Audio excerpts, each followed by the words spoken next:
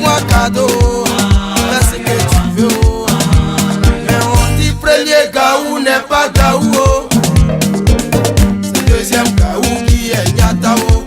J'ai dit chérie Coco, qu'est-ce que tu veux manger? Ça même hésité, elle me dit poulet braisé. Pourtant on te dit premier gaou n'est pas gaou. C'est deuxième gaou qui est nyatao. J'ai dit chérie Coco, c'est poulet tu veux manger. Poulet est trop petit, ça peut pas te rassasier. C'est caïman braisé, je vais te donner. Les genoux d'éléphant, tu vas manger. Nangere nangere wa, nangere nangere wa.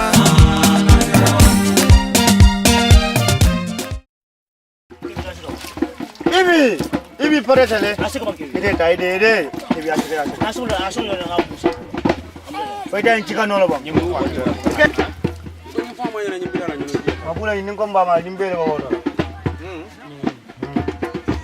Ila hakuni nyamba.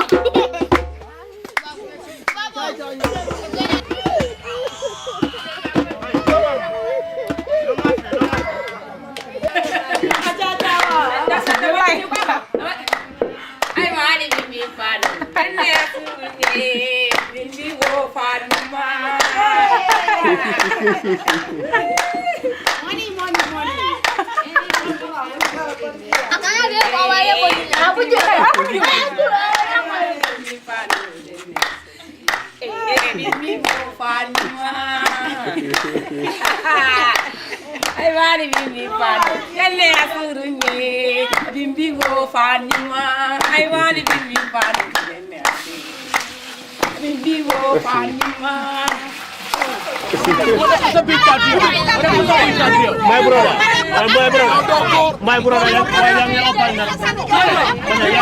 nak. Yang opal. My brother, yang opal. My brother, yang opal.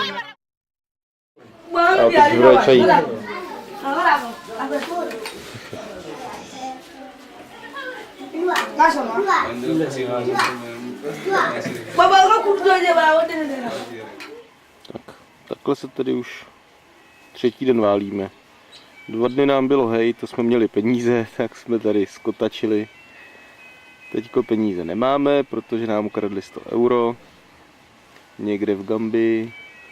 Nebo někde jinde. To bylo asi v Gambii. Buď to na hranicích, nebo tady. A nebo no prostě od někde mezi Marokem a Gambií. Aby jsme to shrnuli. No a tak se tady takhle válíme. Teďko. Protože máme sračku oba dva. Ty už ne. Ty už ne? Já ještě jo.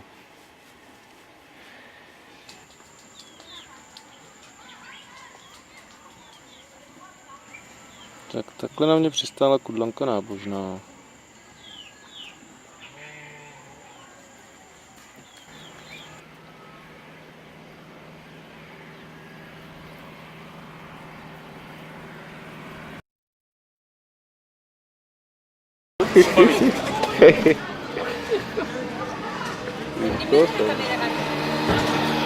Ya ada demo.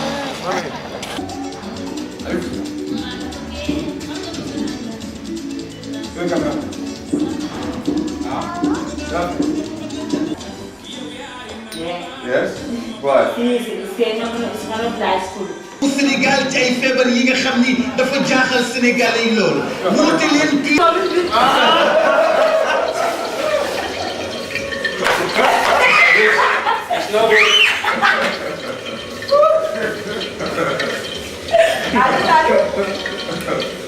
C'est le pique-nique.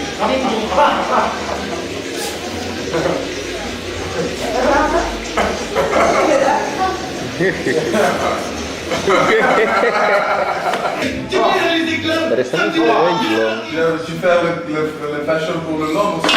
Hein? Pour le homme.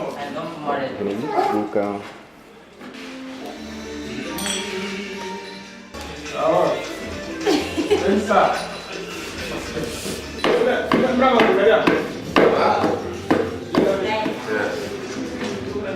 So you're a difficult woman. And what's your husband doing in Spain? Huh? What's he doing in Spain? Yeah. He's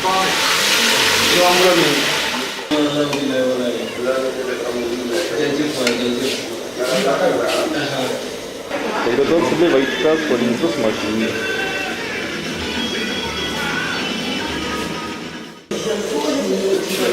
Stejnka.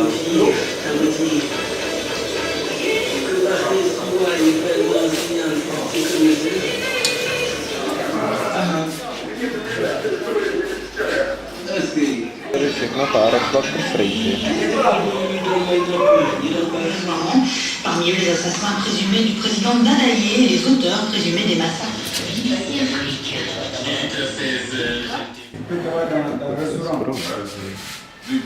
Il doit travailler dans le restaurant. Ouais. To jsou kuchařky.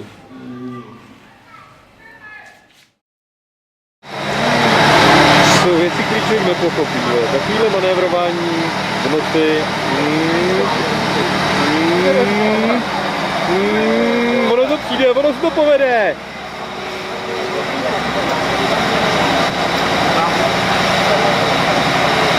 To je banda kreténů. Jo, už jsme ťukli. A znova. Pane bože, to jsou čuráci.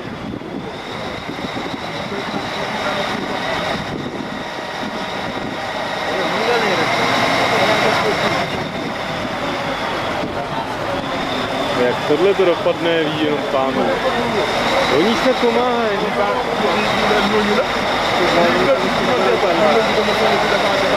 Ale oni tam strkají, ty vole. Ona chcípla, oni tam to strkají.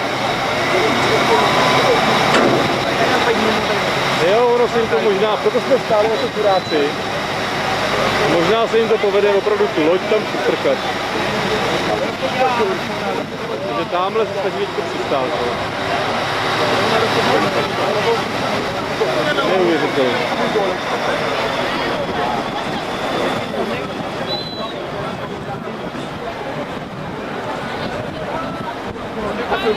Tak to asi klaplo. Takže lidi už celý zají z jedné lodi, normální tam prostě dostrkal. Nepojízdnou loď. A ten náš trajek jí tam dostrkal, aby tamhle mohli vystoupit lidi. A vůbec nechápeme, do který tady takhle držíme a nejíždí tam další. Blázinec, magorinec, neskutečná věc.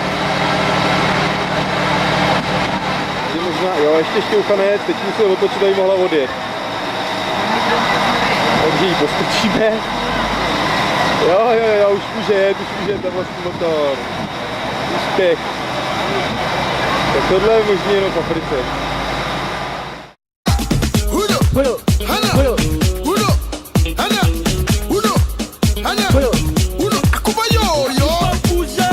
C'est qui ça? Mais le gars, tu fais quoi? Allez, oh, debout là-bas, là, debout. J'ai voulu bêter, tu mets les coups, yeah. On va bouger. On a tout fait, on a parlé, oh yeah. On a tout fait, on a crié, oh yeah. Mais vraiment rien n'a changé, oh yeah. En tout cas rien n'a changé, oh yeah. On va bouger. On va bouger. On va bouger. C'est la maladie du bouger. J'ai voulu bêter, tu mets les coups, oh yeah. On va bouger. On va bouger. On y va. On a tout fait, on a parlé, oh yeah. On a tout fait, on a crié, oh yeah. Mais vraiment rien n'a changé, oh yeah. En tout cas rien n'a changé, oh yeah. On va bouger.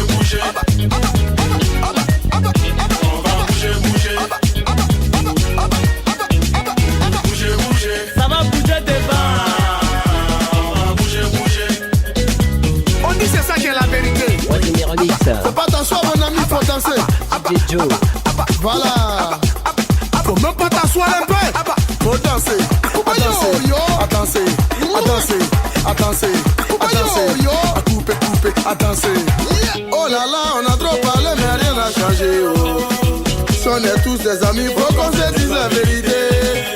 Chez nous à Abidjan, quand c'est comme ça, y'a pas de drague. C'est Kouma Molo Molo là qui peut tout arranger. Oh. La vie est trop belle mon ami, faut en profiter. Oh. Dans la vie quand tu es garçon, oh, faut nyanga. Oh. Tant qu'il y a la vie, on dit toujours y'a espoir. S'il y a espoir, tu dois bouger. Oh yeah. On va crier ensemble. Tant qu'il y a la vie, tant qu'il y a la vie, on dit toujours y'a espoir. Tant qu'il y a la vie, tant qu'il y a la vie, on dit toujours y'a espoir. Tant qu'il y a la vie, tant qu'il y a la vie, on dit toujours y'a espoir. Mon ami, si tu veux pas danser, quitte là, on va danser. Il faut bouger le gars. Tant qu'il y a la vie, tant qu'il y a la vie, on dit toujours y'a espoir. Tant qu'il y a la vie, tant qu'il y a la vie, on dit toujours y'a espoir. Tant qu'il y a la vie, tant qu'il y a la vie, on dit toujours y'a espoir. Mais tu fais quoi là? Toi mon ami, tu dois bouger, oh yeah. Ça c'est l'ambiance à la manière Magic System, corps et scalp. Pour les Wazemi. Ah ouais, il faut danser mon gars. Faut pas faire timide comme ça, hein. Faut bouger, bouger, bouger, bouger. On va bouger, bouger. Voilà, la maladie du bouger, bouger, on s'assoit pas. Remix.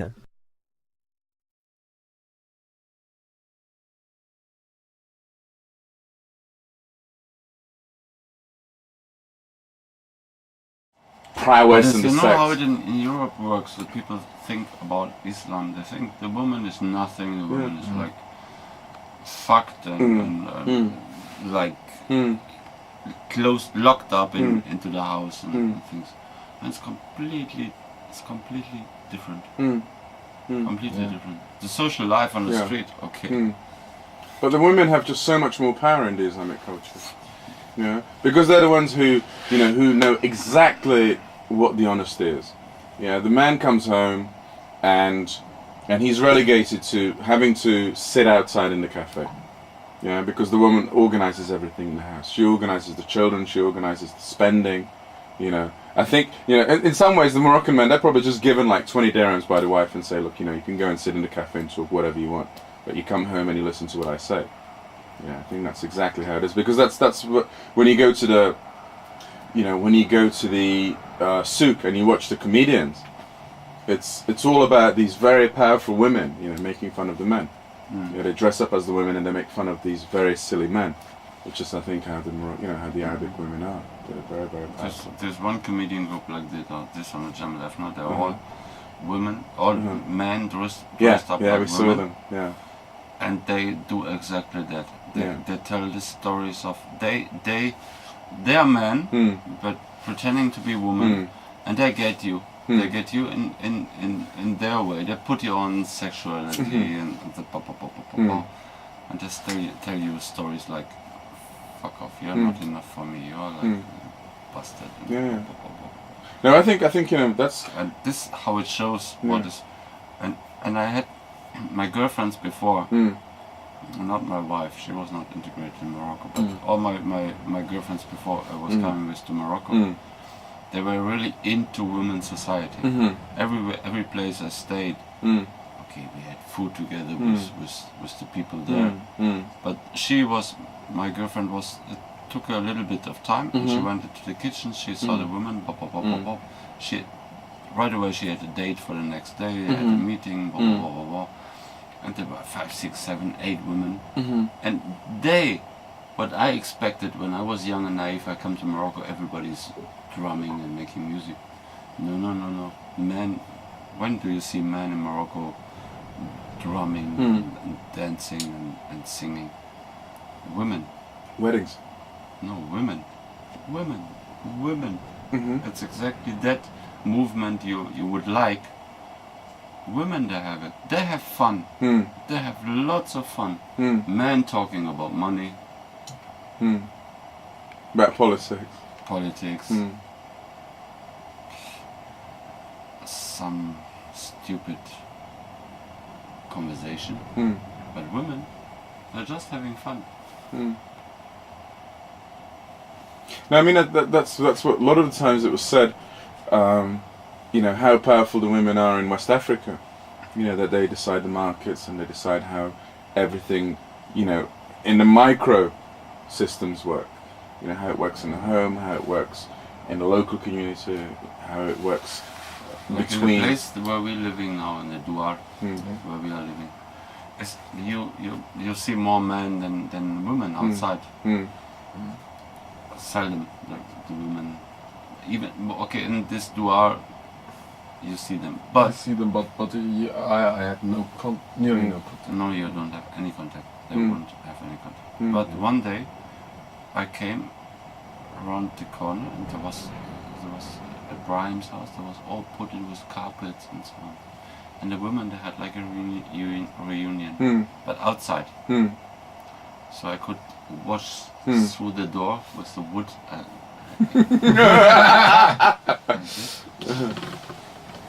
I could watch them, and I thought, wow, I wish the men here would have this kind of life, kind of power. And the women had this afternoon there. Yeah, men are talking always about problems. They were like,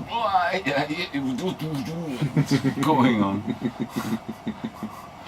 Yeah. No, I think it's a funny thing because I think the women in the West have such a hard life because they have so many conflicting ideas about what it is to be a woman, you know, of what it is to be beautiful. To define themselves. Is impossible in the West. And if they start and it's so false because you have advertising, you have the cosmetic companies, everybody's telling you know to be beautiful is to be young, yeah, and there's no elegance in being old, and there's no elegance in being wise, and then you know, and then you come to these older cultures where it's the opposite way around, you know, where it makes sense to be old, you know, where it's beautiful to be old because everybody has deference to people, say hello to you, they say, you know, tell me about your life. Teach me. Yeah, in the West it's lost. Yeah, women are completely, you know, once they hit 40 they're paranoid that that's it, they're finished, you know. And they have another 40 years of what of being written off. It's really sad. It's meant to, it's nice to get old. As It's a very man nice. in Islamic culture or in it's nice to get old. Yeah. Because you get a certain kind of respect. They respect you anyway, and always everybody gets respected, but you feel a difference in respect when you get old. This is really nice. Yeah. And they had this smoking marijuana comes from. When I came the first time to Morocco, I could see the marijuana on the market. It was there on the tables. An old man selling. And when there's a young guy coming and wants to buy some marijuana, he cannot buy. You must be 60 years or older. And then you're allowed to buy the marijuana. Oh, that's fantastic. Then you can smoke your long sipsy, the pipe, and you can sit somewhere in the shade and you can tell stories to the children. So that's no work to do. Yeah, but you have a function. And everybody comes to you and is full of respect and CD and tell me and what you think. There's nobody. This is out of respect. If somebody break you up and say this is not true or blah blah blah, nobody ever would what's the word? Dare. Nobody ever would dare an old man. Never. But it's the same thing in West Africa as well. There's a lot of respect for old people because they have some wisdom to pass on. I had so nice pictures. They're gone and they come out. Photos of I liked this idea. This especially I liked of Morocco. That's why I always came back to Morocco. Because it's a family society. Yes. It's a family system. It's not, and I like that they don't have shelters for old people here where they put them like in Europe. No, this is the children and the grandchildren. They look after the old. It's quite normal that and it costs nothing. Actually, in reality. It costs nothing to feed the old man and to have him. Like, it's the way around. He is like the good. He's like the good vibe of the house. As I see as men, and it's also a different power with women. Like the grandma in the house is always for the young girls. They talk everything with the grandma. And she's more important than the grandfather. Yeah. The grandma. She's got more power in the house. Because not only does she have all the experience of how the house works, but she has, you know, the insight into how the men work as well. So she has much more insight. I know Hamid, my friend. He's when there was a problem. Now they're both dead, the grandma and the grandfather. But when they were alive, he was going to his grandfather to hear his opinion about buying a piece of land or building a house or whatever. But when he was not happy with that, what the grandfather said, he went to the grandmother. And what the grandmother said was the law for him. It was definitely... It's an amazingly delicate balance, isn't it, they managed to keep here? Because in some ways, when you come here from Europe, your impression is that the man has authority. But the whole time, the authority is resting. The man is representing. Is representing. He's like a politician, but basically the power is in the woman. She's like the corporation who drives whatever decision. But here are still some big problems, and the same problems like in the relationship between men and women. Oh, I mean, it's an old problem. It's not a problem that it's not a general problem. I think the problem isn't so great as in Europe. Yeah, because I think in Europe there's a problem as to what is a man and what is a woman, because the difference is so small now. In the Dwa we live, the neighbor suicided himself, committed suicide because his woman, or I don't know, is it true or not? But I hear that his woman was working as a professional. A little bit. He committed suicide because his woman went on the streets to make money. Professional, yeah. Well, that's shame. And it's the same neighborhood who had this big party and this. Yeah, but that's shame, isn't it? I mean, he can't take the social shame of his woman being a prostitute. You know, which I think in most cultures, even in the West, is a very difficult thing to manage. I mean, the most ever strong woman. And this is true. The most ever strong woman I met in Morocco. She was the princess of Morocco, the aunt of Hassan II. She was an elder, like 70 years old, black Berber woman, and she was a representative of Morocco. She was a lady of, and I can call her a good friend of mine. I don't know if I was a good friend of her, but we had spent a lot of time together. I rented the place, my camping place in Tanger. Was her plot of land. I rented from her.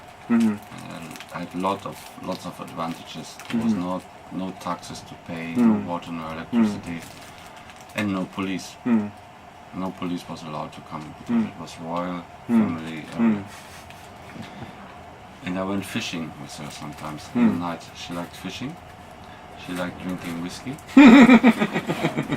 But she put the whiskey over. She'd say she likes coffee with milk in the night. So she had this flask like this, and she was putting kawa halib.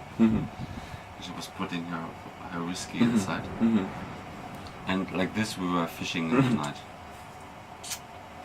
She died in 2000. At this time I had a letter of her, which I used 2 times.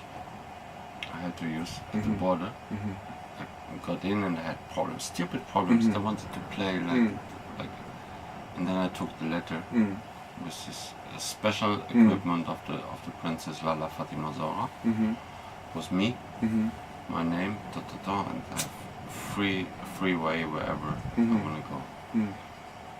So, sorry, duck. And this woman, I think every man would be afraid of.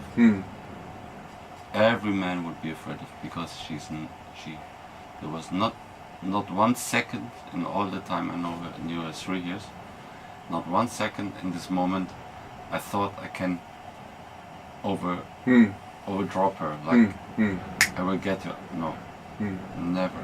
She was. This is real woman power. She was never married, or She's married. she's married? Yeah. She was the mother of Hassan II. No, No. the aunt. The aunt. Okay. She was the wife of Mohammed Singh. What happened to him? Because he's not left much of a legacy, has he? Mohammed Singh, Mohammed V. He has not left much of. A legacy. I thought it was Hassan II, wasn't it? He was very, very famous. As a Hassan II for the Moroccans more than Hassan II. Oh, yeah? Mohammed II more than. Oh, really? Hassan So it was Mohammed V.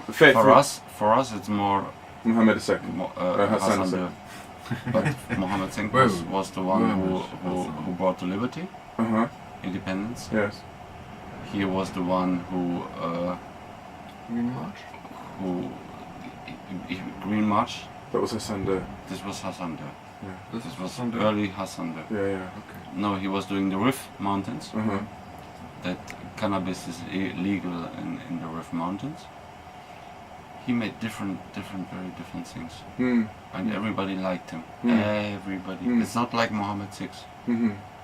Mohammed VI has two very different camps.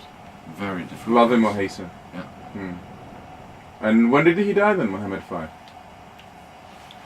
cannot tell you. Yeah. Be here.